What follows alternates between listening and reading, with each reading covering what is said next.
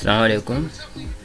A wannan bidiyo ne zan tattauna akan Ripple, wato Ripple cryptocurrency. A bidiyo na baya na magana akan Bitcoin BTC, so a wannan yau zan yi magana akan Ripple and me yasa mutane kamata su siya. Daga cikin mutane akwai wanda suka tambaye wane crypto ya kamata su investin kudin su ko su siya yanzu, na kan ce mu siya Ripple.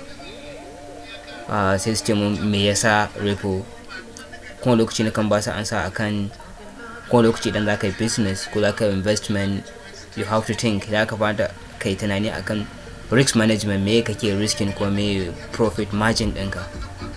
So wato idan kana potential of losing naira 100, za ka rasa naira 100 a wannan investment ɗin ko wannan business ɗin, so menene ribar da za ka samu, kuma lokaci ka dinga tunanin wannan.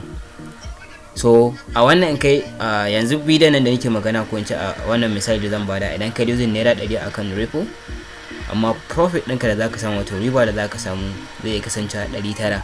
So that means kowane lokaci duk one Ripple da ka siya akan naira 100 ko akan naira 80 ko akan 200 kana da riban naira 900.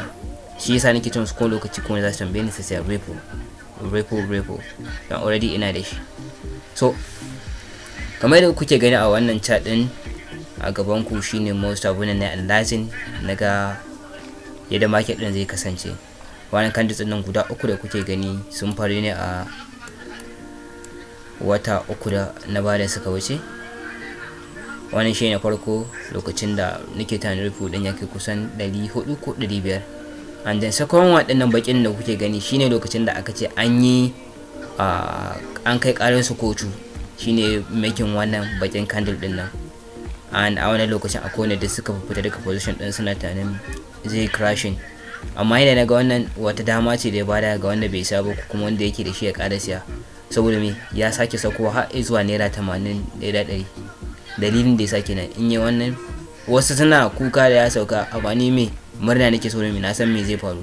Sannan sai second candle din wannan candle kuke gani yanzu shine na cikin wannan watan nan da awa 12 da minti awa 13 kawai za mu ce zai closing, zai forming sabon candle wanda nake sa tabbacin da market din za ta ci gaba tafiya sama, kamar daga nan idan ke jan shi daga nan zuwa sama. So abin da ke tani kenan. Wannan box din kuke gani na ƙasa nan ja, zan ji mushi ko orange, yana nufi demand level ne, inda mutane dama suna kalla wajen za su siya, institution da hedge fund da wasu abubuwa. So nan ba wai na zo bane in yi analyzing ɗin coin dissecting market ɗin ce ga dalilin sa ga kaza, ko ina magana based on yadda market ɗin ke moving psychologically, yadda za ka gani ka iya fahimtar me market ɗin za ta yi, me Ripple yanzu next day. So abun da ke gani kawai Ripple can never be worse than yadda yake yanzu. Next move kawai dole ne tafi sama ne, kawai dole ne tafi a samu value.